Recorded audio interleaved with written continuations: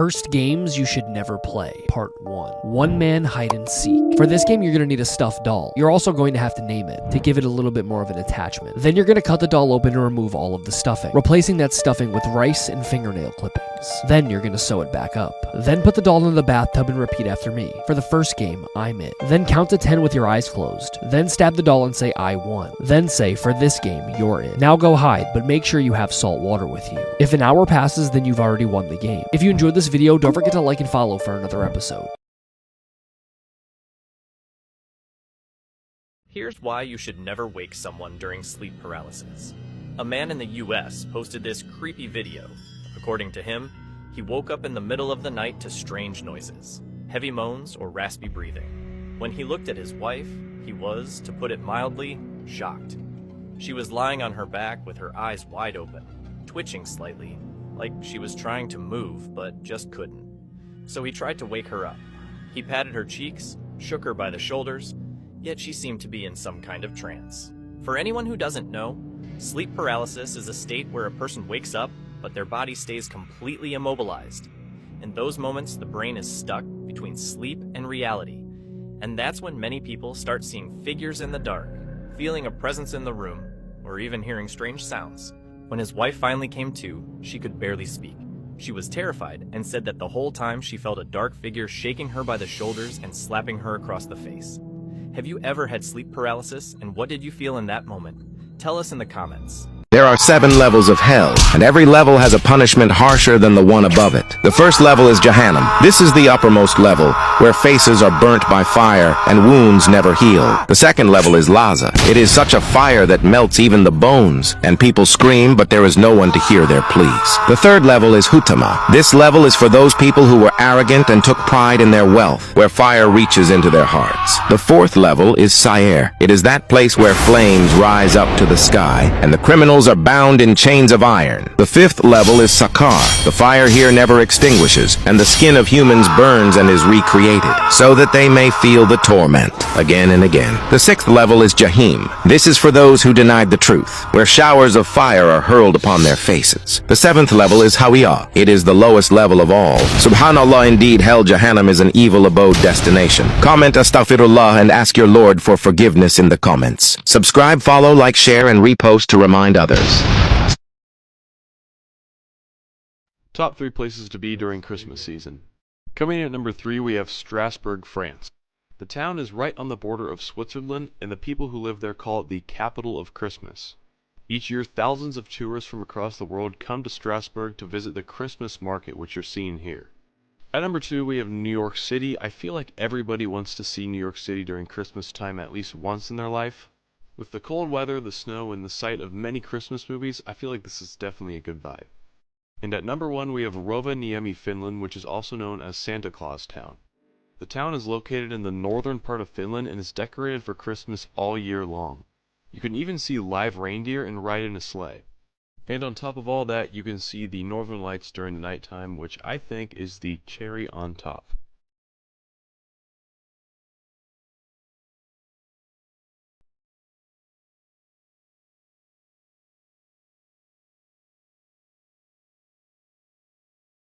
Let's see if you have arachnophobia. I'm going to show you 5 photos. Try your best to make it through all 5. Let's start the test. First one. Here's another. Feeling uneasy? Keep going.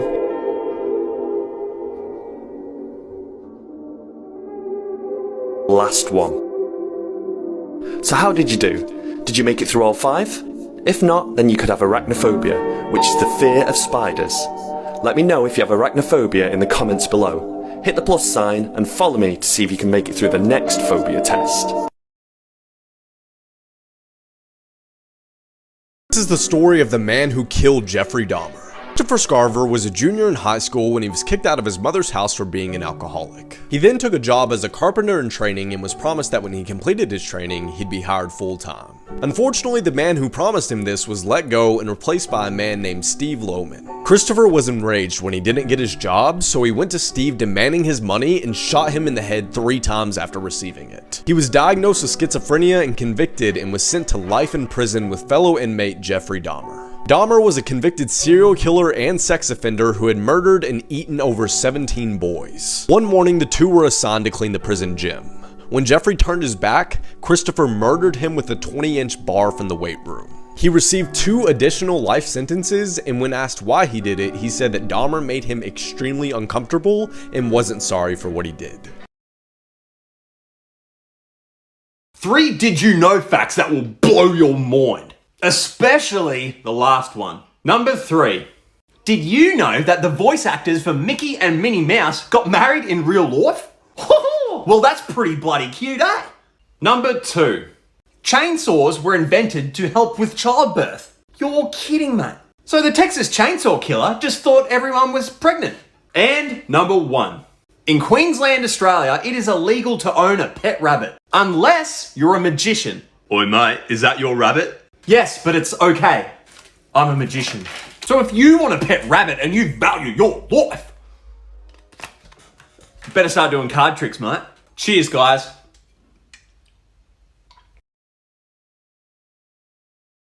Here is the entire story explained of one of the year's most disgusting horror games, No Means Nothing, including the darkest ending route. Full playthrough with all of the other endings on my channel. Our mother is angry with our unemployment and gives us 5 days to either pay up or get out. Broke and out of options, we get a call from an old friend named Radek who offers us a job with him stocking shelves. We take to the job quickly, and after our shift, we talk to Radek. Apparently he's still resentful at us for leaving the friend group, but we only did it because it was toxic. The day ends in an argument and we dread day 2. From that moment on, Radek goes from being cruel to being creepy and disgusting. He starts making vulgar passes at us as we work, and he even pressures us into drinking through guilt tripping, something we weren't comfortable with. We hate it, but we need the job, and when we don't make enough money for mom, we eventually move in with Radek because otherwise we'd be homeless. This becomes a living hell. He gets really close to us and forces us to watch explicit stuff with him on his laptop. He eventually attacks us as we try to escape, and the game ends with us continuing to exist in this abusive hell. Now, there are other happier endings where we do escape, but this ending is by far the game's worst.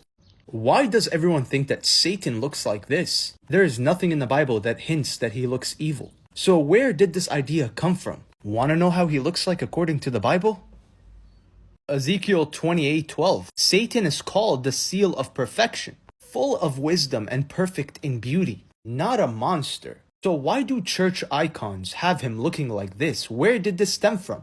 Paganism. The idea of Satan as a goat-headed figure comes from Pan, the Greek god of the wild, horned, lustful, chaotic. What about the red skin and tail? That's adapted from pagan deities. Even the Baphomet, the modern satanic symbol, it emerged in the 19th century, not the 1st century church. But let's not get carried away because these are only depictions of his defeat. They exist only to symbolize his fall, not his form. But here's where it gets dangerous, because if you're expecting this, then you're in for a surprise. Satan masquerades as an angel of light, 2 Corinthians 11:14. So that means he shows up as beautiful, appealing, trustworthy, magnetic.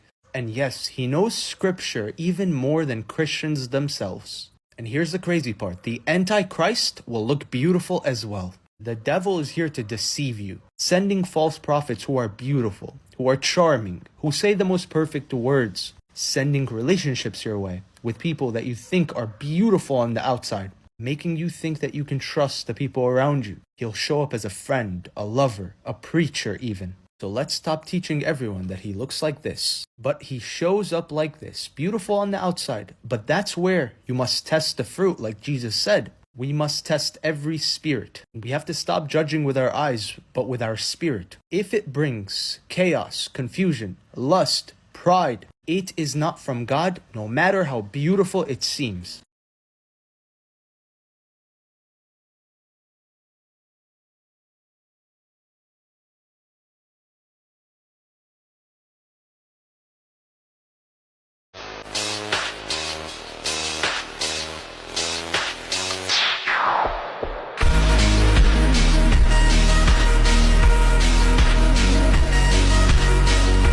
This is why you should always lock your doors. Richard Chase was known as the vampire of Sacramento because he believed in order to be happy and to stay healthy, he needed to consume the blood of animals or humans. And in the span of 1 month, he killed 6 people. And he wasn't just a murderer, he engaged in cannibalism and necrophilia.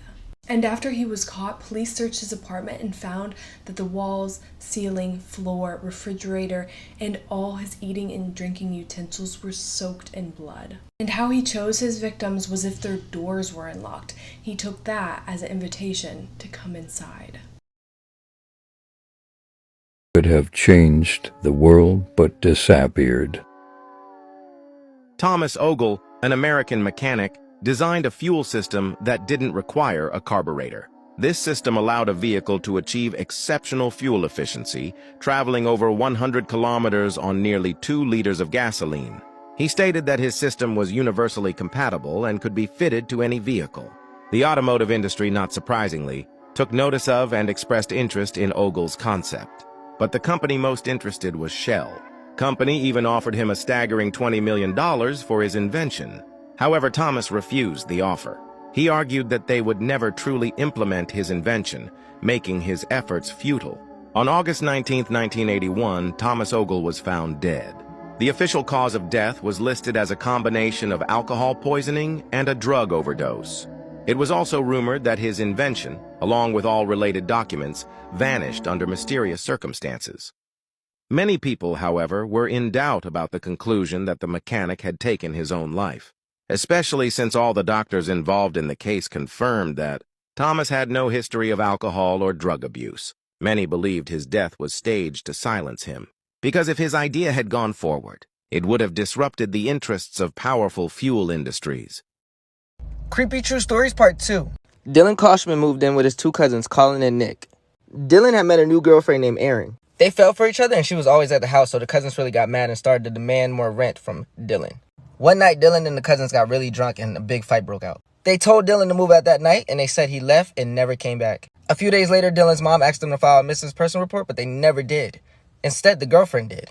No traces of Dylan have been found since, and nobody knows what happened. The aunt says she found bloody tissues in their house, and the cousins say that Dylan left at 2 a.m., but the neighbors complained at 4 a.m. to the cops about loud noises. Lesson of the day, your girl will ride for you. What do you guys think happened? Did the cousins do something? 3 did you know facts that will blow your mind, especially the last one. Number 3, did you know that the voice actors for Mickey and Minnie Mouse got married in real life? Well, that's pretty bloody cute, eh? Number 2, chainsaws were invented to help with childbirth. You're kidding, mate. So the Texas Chainsaw Killer just thought everyone was pregnant. And number 1, in Queensland, Australia, it is illegal to own a pet rabbit, unless you're a magician. Oi mate, is that your rabbit? Yes, but it's okay. I'm a magician. So if you want a pet rabbit and you value your life, you better start doing card tricks, mate. Cheers, guys.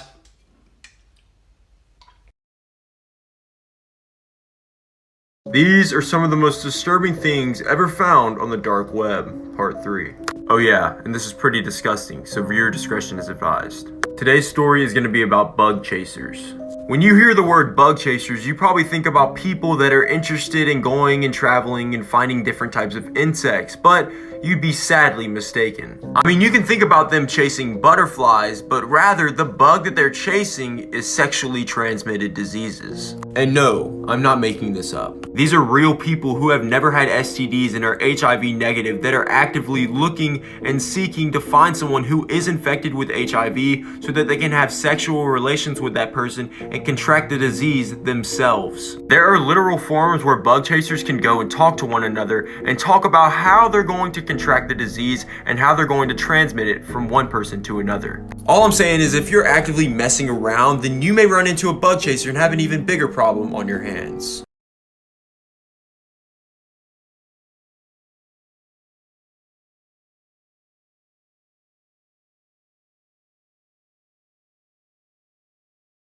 The most nostalgic sound according to your birth year.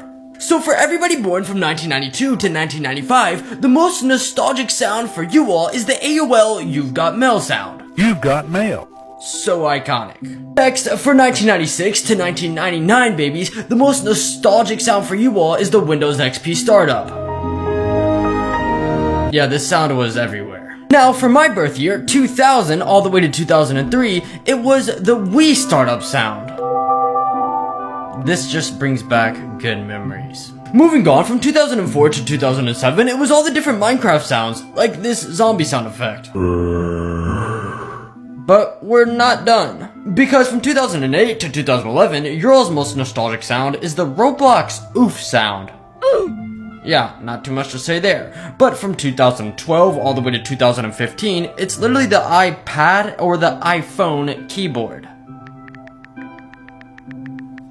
Times have changed. Here are some facts that you never knew that could save your life one day. I hope you never need this video, but just in case you do, hit the favorite button so you'll always know what to do in these situations. Alright, first up, if your microwave is broken, don't try and fix it yourself. Even if it has been unplugged for days, it will still hold a strong enough current that will send you straight to God. If your pupils don't dilate to the same size, there's a chance you have brain damage.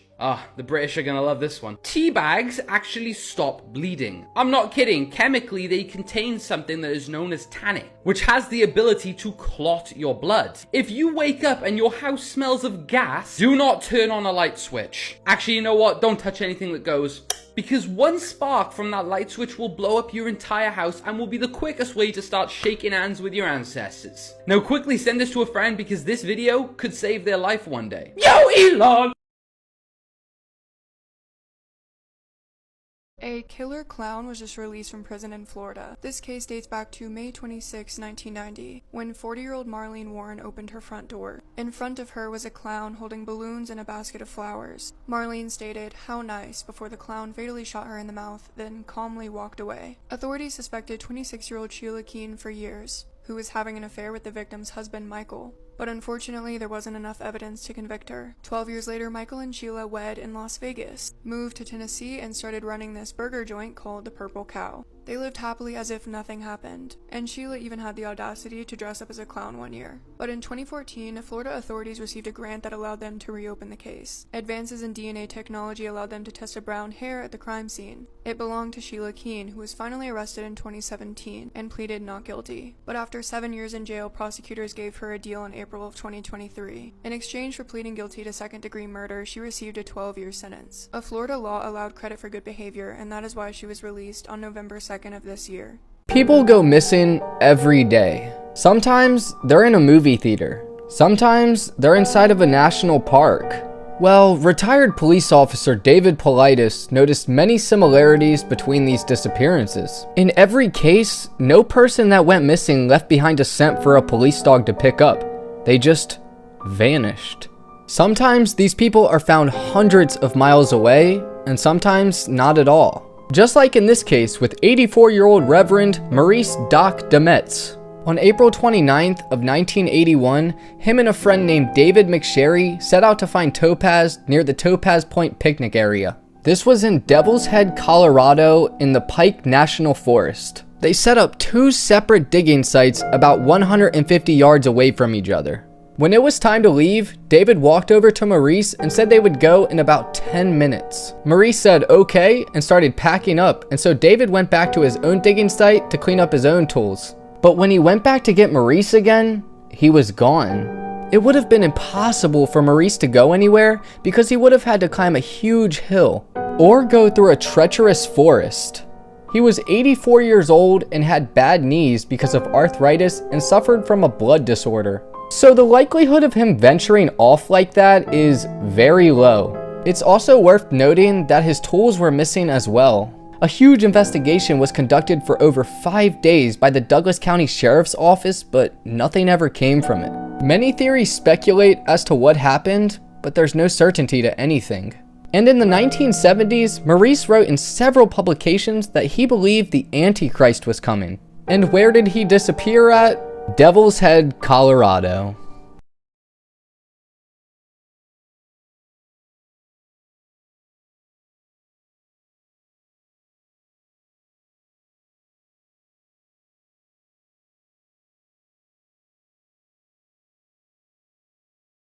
This 2-year-old girl was locked inside of a room with a dog that had harmed her before. 2-year-old Lachlan Rose McGuire lived in Oklahoma with her parents Darcy and Jordan. At that age, Lachlan depended on the adults in her life to give her safety, supervision, and protection, but unfortunately, she was never given any of those. Oftentimes, Lachlan would be confined inside of a bedroom as a form of containment. The door to the bedroom had a double-sided child lock, meaning she couldn't get out on her own. And sometimes she would be locked inside of that room with the family's pit bull who had already shown violent behavior towards her. On November 6 of 2025, Lachlan was attacked by the family dog, and it was so severe that she needed to get plastic surgery done. Despite the severity of what happened to Lachlan, the family dog was not removed from the home and authorities were not notified. Lachlan continued to live in the same environment with the same adults and the same known danger. Over the next several days, the pattern continued. Lachlan remained in the home and locking her inside of the bedroom continued. Her parents were fully aware of the dog's aggression and the previous attack, but they continued to leave her alone with the dog. On November 18th, Lachlan was once again confined inside of the bedroom with the dog. At some point, the dog attacked her again, but this time the injuries were deadly. A welfare check was eventually called, and once police arrived to the home, they found Lachlan unresponsive. She was pronounced dead at the scene, and it was confirmed that she died from severe dog mauling injuries. Doctors stated that her death was completely preventable and not the result of a sudden or unavoidable accident. During the investigation, police discovered that Lachlan's parents knew that the dog was dangerous and had attacked her before. They knew the risks, and yet they still continued to lock their 2-year-old daughter inside of a room with it. On November 21st, both parents were arrested and initially charged with second-degree murder. Just weeks later, on December 8th, those charges were upgraded to first-degree murder along with 2 charges of animal cruelty. Each parent is being held on a $1 million bond and could be facing life in prison if they are convicted. Scariest dark web stories, part 1. Okay, so there was once this guy who did nothing else but play on the dark web. He would skip basketball practice to play on it. He would be up late at night. I mean, he was on it 24/7. So like everybody else, he wanted to meet a friend. So he went on this chat room, and him and this guy, they did nothing but share funny videos back and forth with one another through the dark web chat room. So over the course of the next 3 months, they ended up building a really good friendship. Well, that was until his so-called friend sent a link. So once the man clicked the link, to his surprise, there was a live stream playing. And there were over 100 people in this chat room watching this live stream. So as he was watching this live stream, a woman who was tied up, being carried by a man with a black mask, popped into the screen. The man then said on the camera he wanted everybody in the chat room to vote which weapon he should use on this woman. There was a flamethrower, boiling water, and a gun. The chat then voted on the boiling water, and they put this woman in the boiling water on live stream. This is a true dark web story. 2 best friends, Vivian and Bella. They're sophomores studying programming in college. In their second year of college, they started having weekly assignments that were done at home. And Bella was the only one in class that was getting straight A's in these assignments. Vivian, which is Bella's best friend, wanted to ace these tests so bad. So she asked Bella to help her out. But Bella spilled the truth, telling Vivian that she never studied for these assignments. She had a guy from the deep web that was experienced in programming. She pays him so little, and he provides her the assignment answers. Vivian was kind of freaked out because she heard so many stories about the deep web. A few days later, the professor announced the next assignment date. Vivian went back home the same day and asked Bella how to get in touch with that same man. So Bella sent her the Onion web link. And that web link took her to a site that has a chat box with that man. So Vivian got in touch with that man as well, and surely she started acing all her tests with Bella. They were known as the smartest girls in that school. So weeks passed by, and Vivian sent questions to that man from the deep web for her next assignment. The man refused to take that payment for that specific assignment. Then he asked for another form of payment, so Vivian got confused and then offered to double the amount. The man still refused and insisted on taking inappropriate pictures from Vivian as a form of payment. The thing that scared Vivian was, how did the man know that she was a girl? Name, age, gender, and location are all supposedly anonymous on that website. But he somehow found out a few things about Vivian. She immediately logged out and quit contacting that man. The next day, Vivian goes to class and asks Bella if the man did the same thing to her. Bella said yes, I was already sending him inappropriate pictures regularly. And that same night, Vivian was at home having dinner. She got many calls from an unknown number. She picked up, and it was that man. And he told her that she has no choice but to send the pictures. Vivian eventually hung up the phone, and then an hour later, she received a text from another unknown number. She opened that video, and she saw Bella tied up on her bed, dead. There was a text right under the video saying, "You're next." She freaked out and then contacted the authorities. The police investigation took many months. Vivian eventually dropped out of that school and then transferred to another state. The scary thing behind all of this is that this man that's a specialized programmer from the deep web, was never found, and he's still out there.